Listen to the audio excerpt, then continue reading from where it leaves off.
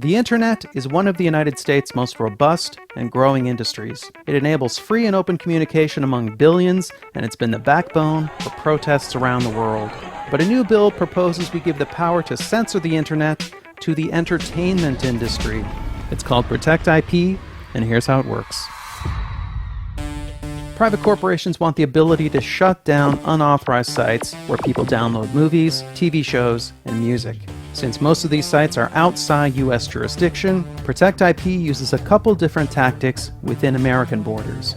Firstly, it gives the government the power to make U.S. internet providers block access to infringing domain names.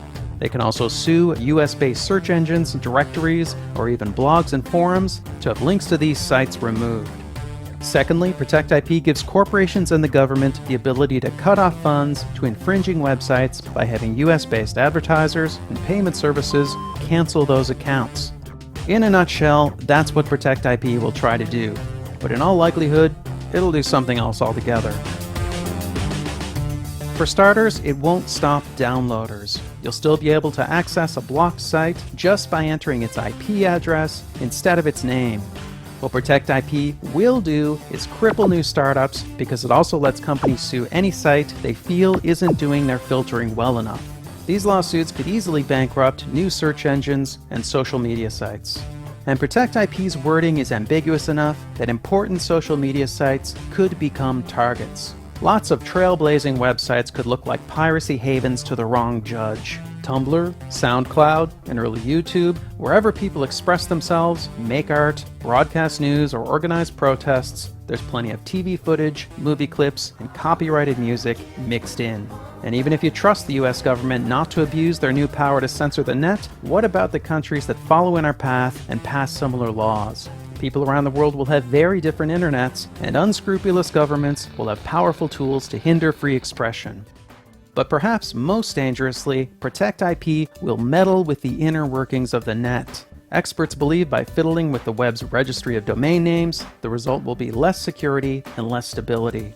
In short, Protect IP won't stop piracy, but it will introduce vast potential for censorship and abuse while making the web less safe and less reliable. This is the internet we're talking about. It's a vital and vibrant medium, and our government is tampering with its basic structure so people will maybe buy more Hollywood movies. But Hollywood movies don't get grassroots candidates elected. They don't overthrow corrupt regimes, and the entire entertainment industry doesn't even contribute that much to our economy. The internet does all these and more. Corporations already have tools to fight piracy. They have the power to take down specific content, to sue peer-to-peer software companies out of existence, and to sue journalists just for talking about how to copy a DVD. They have a history of stretching and abusing their powers. They tried to take a baby video off YouTube just for the music playing in the background. They've used legal penalties written for large-scale commercial piracy to go after families and children. They even sued to ban the VCR and the first MP3 players. So the question is, how far will they take all this? The answer at this point is obvious. As far as we'll let them.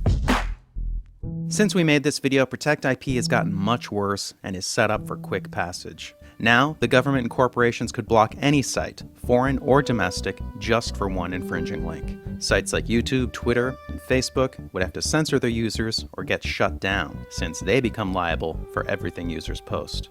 And ordinary users could go to jail for 5 years for posting any copyrighted work, even just singing a pop song.